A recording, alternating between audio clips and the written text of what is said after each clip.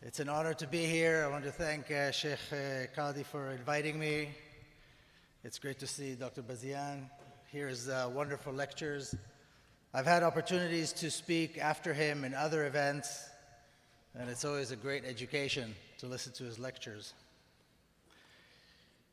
And thank you all for being here today. This is unique to have an event in person.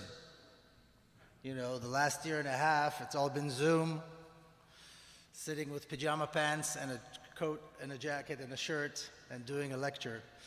So this is very nice to see people again. Can you hear me okay? All right, I know there's a little bit of echo. So like you heard today, exactly 54 years ago today, the Israeli army received a green light from the government to go ahead and begin an assault against Egypt first. This green light from the Israeli government came after many weeks when the Israeli High Command, the Israeli military High Command, was pushing and demanding to start a war. My father was a general. He was a member of the Israeli High Command at that time. In my book, in The General's Son, I actually have the actual minutes from the meetings of these generals explaining why they wanted the war. It wasn't because there was a threat. It wasn't because Israel was being threatened or Jewish people were being threatened. They wanted the war because they saw an opportunity. And they began a massive assault against Egypt. And when that went very well, they decided they would take the West Bank and the Gaza Strip and the Golan Heights, which were areas they wanted to take anyway. They were planning to do anyway. This was a massive assault by Israel against its Arab neighbors because they wanted to destroy their military and because they wanted the land. And within 6 days, it was over. And then what they did was they perpetuated this myth, which we even hear today. People talk about that even today as though it's true, that Israel was under an existential threat, that the Arab armies were ready to come and kill and destroy and on, and none of that was true. In their meetings, in the very meetings of the generals, of the Israeli High Command, which, like I said, included my father, they were talking about an opportunity to attack because the Arab armies were not prepared for war. They say this. The Arab armies were not prepared for war. That's why we need to attack right now. In fact, my father himself says in one point, the Egyptian army, which was the biggest, would need at least a year and a half or 2 years before it would be ready for war. So this is an opportunity. And the word opportunity comes up many times in their discussions. The word threat never comes up, except that they said we need to perpetuate the story that there's a threat as a means to pressure public opinion and pressure the government to give the green light, and that's what happened. People were scared, the government was pressured, and they got the green light, and in 5 days it was over. They call it the 6-day war because there's a biblical connection that the world was created in 6 days. So in Jewish prayer, the 6 days comes up a lot, the 6 days of creation. And so they picked the 6-day war. But it's incredible that the lies that they perpetuated 54 years ago about an existential threat, even though those lies have been shown to be lies, not just by me, people before me and people after me and people, Other Israeli generals stood up and said later on it was a lie. But it sticks. And this image of these poor Israelis being threatened is something that is continuing to this day. And it was a lie then, and it's a lie today. And what's interesting? We saw images over the last few weeks. And by the way, I just landed. I was in Palestine. I just landed 2 days ago. I was there for about 3 weeks, 2.5 weeks. And we saw images, and I'm sure you saw the images in Al-Aqsa during Ramadan. You heard about the expulsions or the attempted expulsions of Palestinians from neighborhoods around in Jerusalem, Sheikh Jarrah, Silwan, inside the old city, the Muslim quarter. This is an ongoing process. From time to time, something reaches the headlines. Something reaches the news, and so we talk about it. But this has been going on for a long time, and it's an ongoing process. Expulsion of Palestinians from their home, and expulsion of Palestinians from their land, and Israeli settlers taking over, that's not news. It's been going on for 75 years. But from time to time, there's a little eruption, so we hear about it. So this was Sheikh Jarrah, and then it went through the old city and Silwan, and then, of course, the Al-Aqsa compound and the mosque. And this is during Ramadan, as I'm sure you know. And you may have seen the images of young Israelis running through the streets, calling death to Arabs. And then these big festive, occasions in the plaza just below Al-Aqsa, where the wall is, where Al-Buraq is. And they're dancing with the Israeli flag. And on top you can see the flames, because as a result of the shooting by the Israeli forces, there was a fire. Not in the mosque, but next to the mosque. And as I was watching this too, I remembered after the 1967 war, and all the way till today, the most iconic sentence that everybody remembers, and to ask any, I don't know if American Jews, but certainly Israelis, the most iconic sentence that people remember is when the commander of the forces that took the old city and occupied Al-Aqsa, he said in his speaker, "The Temple Mount is in our hands." The Temple Mount is the name for the Al-Aqsa compound, the Haram al-Sharif. Now, there were these images of the soldiers reaching and crying and getting all excited about this. Now, these were not religious people. These were secular Israelis. Most Israelis are secular. This idea of Al-Aqsa actually being the Temple Mount, actually belonging to the Jews, is not a religious idea. It's a nationalistic idea. It became kind of a nationalistic Zionist symbol. And immediately after the war also, the national poet of Israel wrote a song called Jerusalem of Gold. Maybe some of you heard of it. It became also iconic. Jerusalem of Gold became iconic. And in this song, in Hebrew, of course, there are several lines which represent the narrative. And these lines talk about how the water wells dried up. The marketplace is empty. No one goes up to the Temple Mount, to the Haram al-Sharif. Nobody goes. It's empty. Nobody goes there to pray. The old city is like a ghost town. It's empty. The old city of Jerusalem. And nobody travels the road. There's a famous road that goes from Jerusalem down towards the Dead Sea, and nobody takes that road anymore. In other words, there's nobody there. There's nobody there.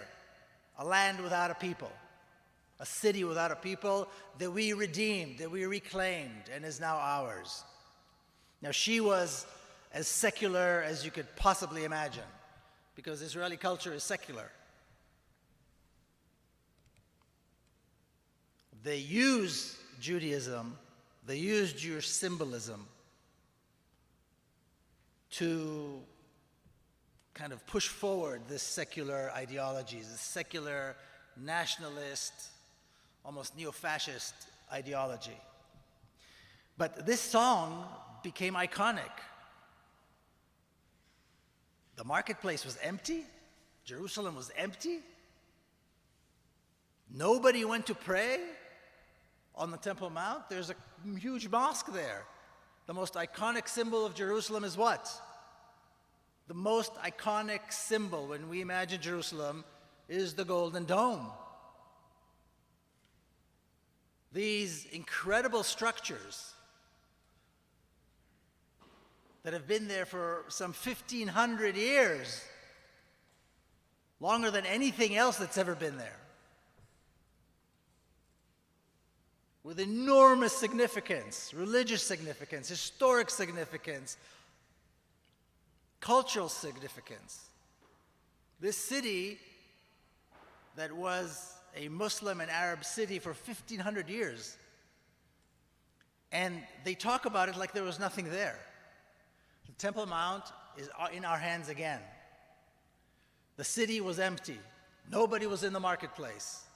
This perpetuates the Zionist ideology, the Zionist narrative that Palestine was empty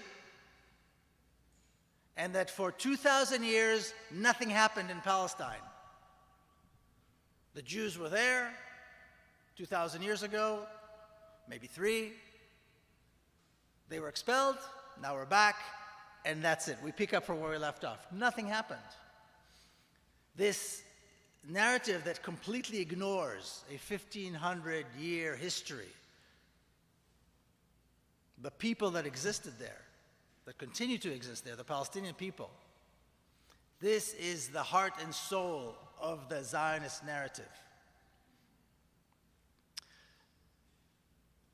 So it's not that destroying Al-Aqsa and building some kind of a structure which they call a temple, it's not just a religious idea. In fact, it's not a religious idea at all. Orthodox Jews oppose this completely. It's a Zionist ideal. And what we saw, these images that we saw over the last few weeks, are very troubling because secular Zionists want to see this happen. I mean, I can't imagine, the horror. I had Palestinian friends who were in the mosque, in Al-Aqsa, while the Israeli forces were attacking. The shooting, the tear gas, the bullets flying. How easy is it for a fire to start? And then suddenly they say, well, sorry, it was a fire, it was an accident. I mean, this is real. And the reason I'm saying this, like Dr. Bazian said, there's a sense that there's something, that there's change. But it's very, very slow. We need to stop being patient about Palestine. We need to stop being patient and waiting for somebody to do something. Each and every one of us has to be Salah ad-Din, like he said, and to act. Each one of us has to talk to somebody. Each one of us has to send a letter. Each one of us has to make a phone call. Each one of us has to write give out flyers. Each one of us has to do this. Because after it's destroyed, it'll be too late. And the process of destroying Palestine is moving forward full force. The Israelis don't rest. The Zionists don't rest. They never rest. They've got huge organizations in America. They've got huge, very effective organizations in Europe. They've got organizations working in Latin America and India, everywhere. They are pushing forward with their agenda. And it's crucially important that we all understand how important it is that each and every one of us, and I like this idea of each person seeing themselves as Salah ad-Din, each not waiting for somebody to come and save it. We have to do it. People always ask, will there be peace? Will Palestine be free? It depends on us. It's not going to come from somewhere else. It's going to come from us. Palestinians are doing everything they can in Palestine. And if you were paying attention, one, I think, of the remarkable things that we saw in this last uprising is Palestinians all over Palestine were responding. There's no more West Bank and Gaza. West Bank and Gaza are two Zionist concepts. Who created the West Bank? Before 1948, there was no such thing. What's the Gaza Strip? Where did that come from? These were constructed by the Zionists because those are particular areas that they wanted to create. These boundaries disappeared in terms of the protests. People are saying, well, Hamas were shooting rockets into Jerusalem. Why? As though Hamas is some entity, Jerusalem is another entity, Palestinians in other parts of the country are other entities, and they're not connected. It's like saying, why is somebody from Dallas joining the US Army? They should be joining the Dallas Army or something. You know, they tried to create this impression that there are no Palestinians. There's no Palestinian unity. There's no Palestinian entity. It's all Palestine. From the River Jordan to the Mediterranean Sea, from the northern border with Lebanon to the Gulf of Aqaba, it's all Palestine. The majority of the people who live there are Palestinian Arabs. They're all controlled by what we know today officially is an apartheid regime called Israel. But it's Palestine, and the majority of the population are Palestinians, who of course have been designated different status. I won't get into that. But what we saw over the last few weeks is this unity. Palestinian flags were everywhere. Everywhere, in every city, in every town. West Bank, not West Bank, Gaza, no Gaza, the Naqab, al-Jalil, all of parts of Palestine, Jerusalem, of course. And that's precisely what we need to encourage. That's precisely what we need to make sure we support.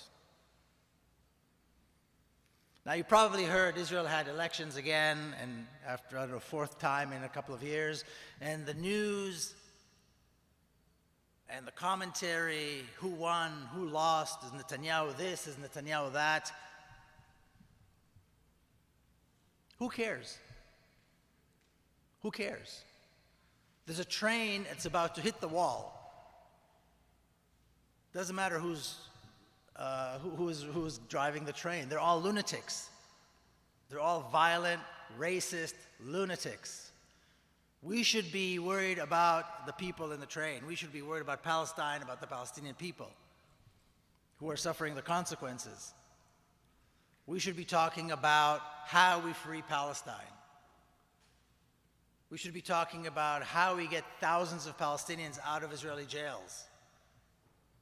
The main jail being the Gaza Strip with over 2 million people. I was in Jerusalem while Gaza was being bombed.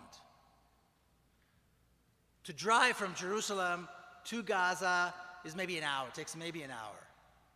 It's less than 100 miles. I could have been there in 45, 50 minutes by car. It's that close. Gaza was being bombed. I was getting messages from friends who live in Gaza. People with children who saw their friends being bombed, their neighbors being killed. And I'm less than an hour away, and everything's fine.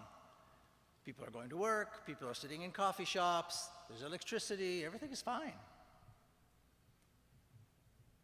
The segregation that Israel established in Palestine is so effective that you could be less than 100 miles from this hell that was going on in Gaza and feel nothing. You could be less than that. You could be 10 miles away,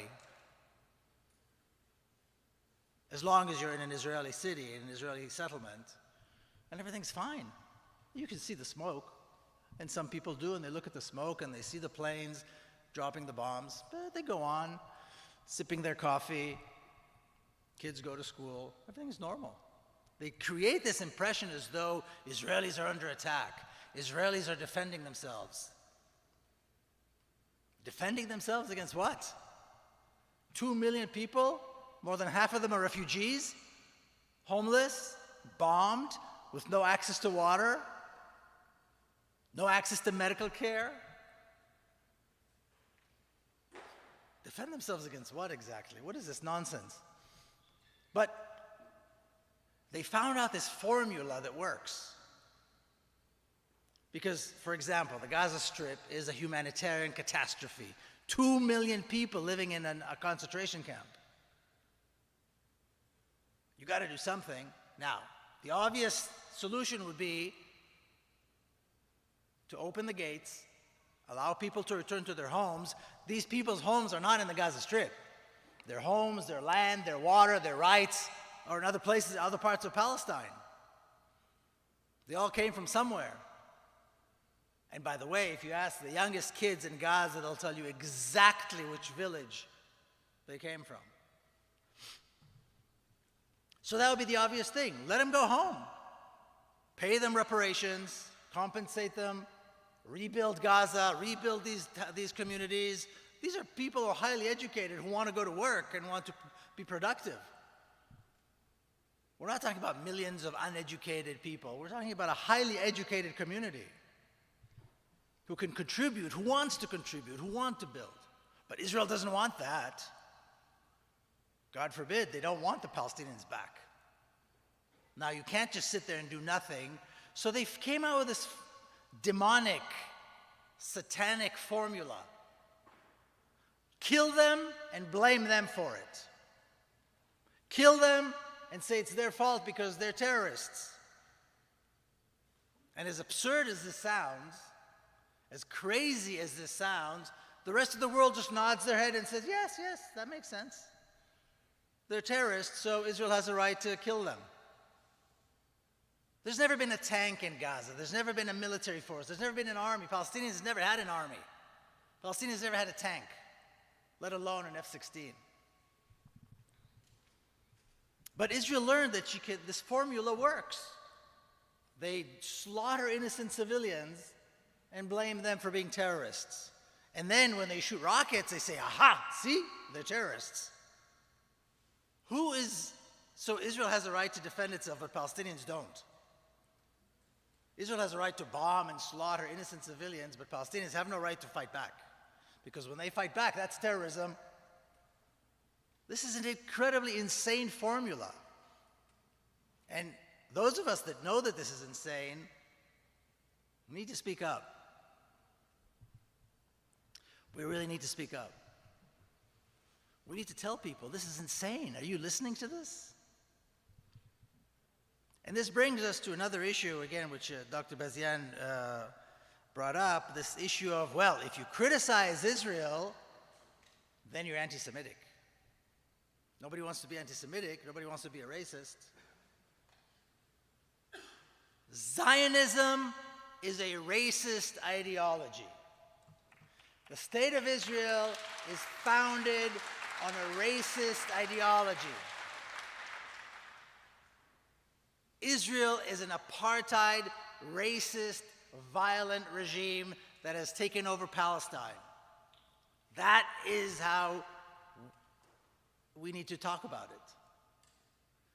Anti-Semitism, Islamophobia, Zionism, white supremacy, these are all forms of racism.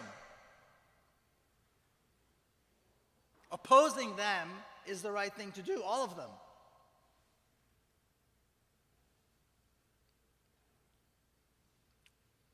Most Orthodox Jewish people oppose Zionism. They always have.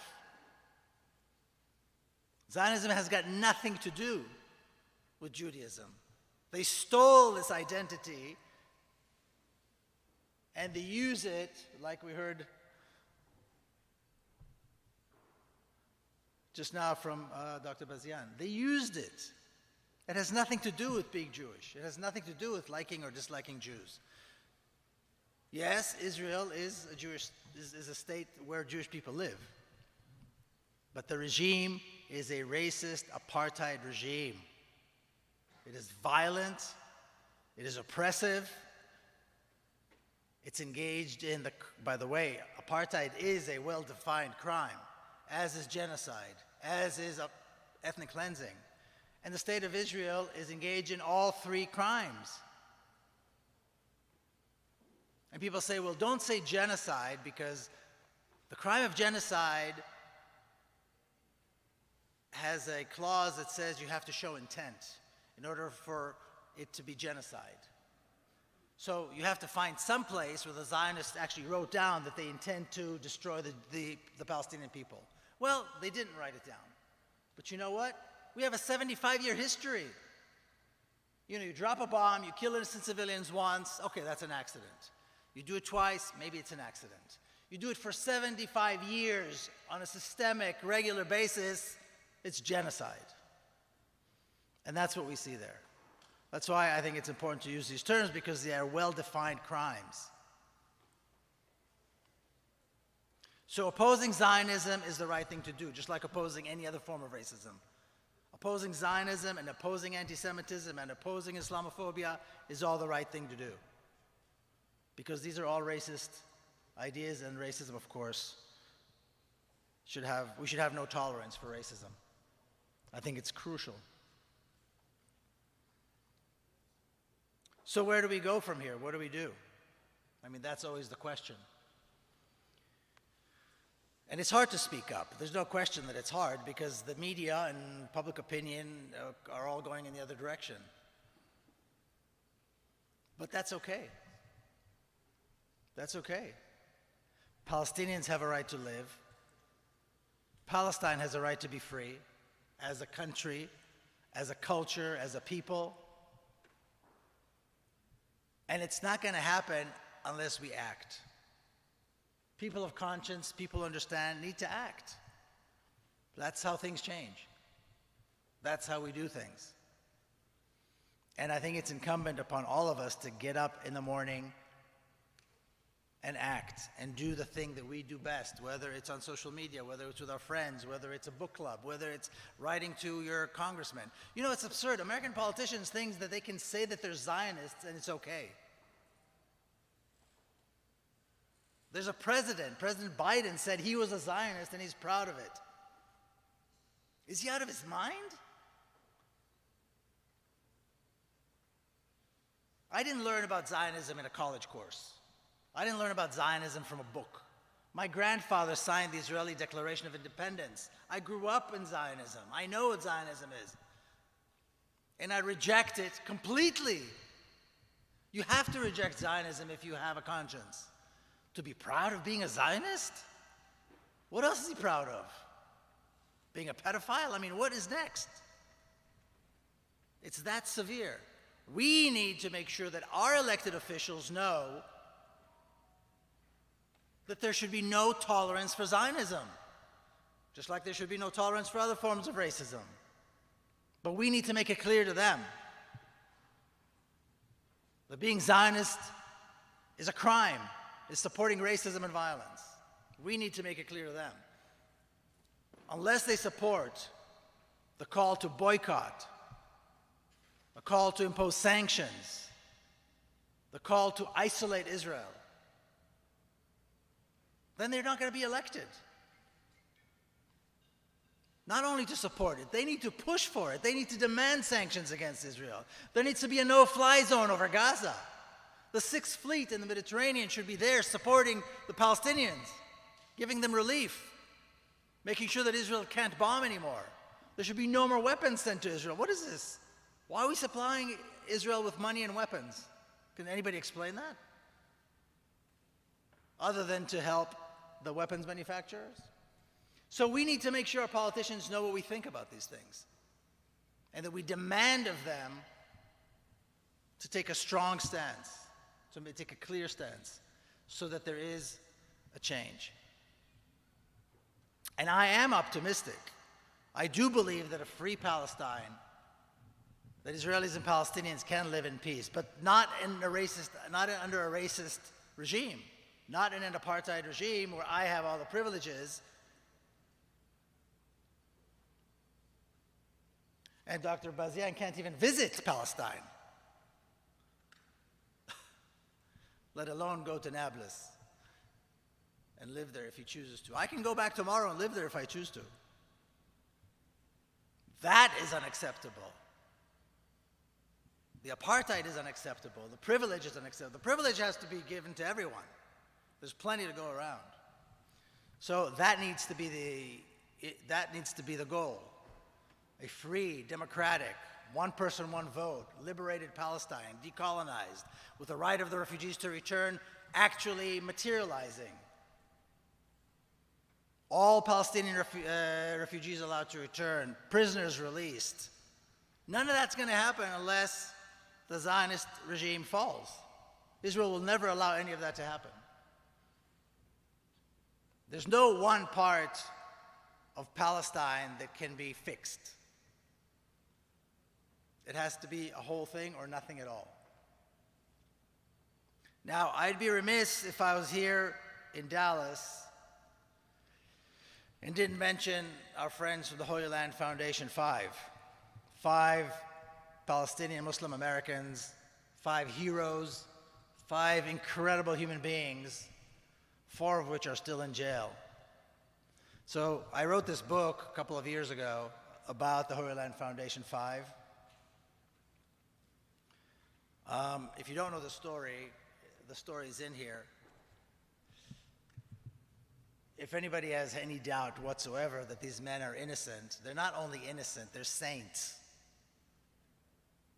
They're heroes. And as you may know, 2 of them were in for 15 years, which are just over. Abdurrahman Aouda and Mohammed al-Mazain. And Abdurrahman, thank God, is released. Mufid Abdul Qadir has 5 more years. And Shukri Abu Bakr and Ghassan Elashi got 65 years.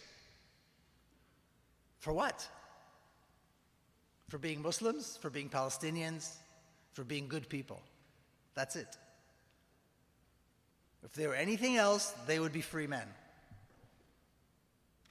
So we need to remember them, and I believe we should be doing everything we can to release them. And they are political prisoners, by the way, just like the political prisoners in Palestine. There's no difference. They will be released when they will be released. It's a political issue. They're political prisoners. And this is the reach of the Zionist organizations, that they can impact a trial here in the United States, here in Dallas, and put 5 good men in jail on terrorism charges, men that wouldn't hurt a fly, the finest, kindest men you'll ever meet. So it's impacting everyday life, everyday people here in America too. So again, being here in Dallas, I thought it would be important to remind ourselves and to take a moment to think about these 5 great men and how we help them and how we get their release. And you know, a word of optimism. I'm sure you've heard of South Africa, and that South Africa used to be an apartheid regime. And in 1994, Nelson Mandela became the president of South Africa. He was released from prison after 28 years, and he became the president of South Africa in 1994. If we sat here today and it was 1988 or 1989, and somebody stood up and said, in 1994, Nelson Mandela would be president of a free South Africa, everybody else would laugh. Everybody would laugh. In 1989, nobody would have believed that within 5 years, South Africa will be free from apartheid, and Nelson Mandela would not just be free, but president of South Africa. Nobody would have believed it. And I always remind myself of that story when I'm depressed. When things look terrible, when things look hopeless, I always remind myself of that. Things can move very quickly. They can move very quickly. And a free, democratic Palestine can, will, and must be a reality.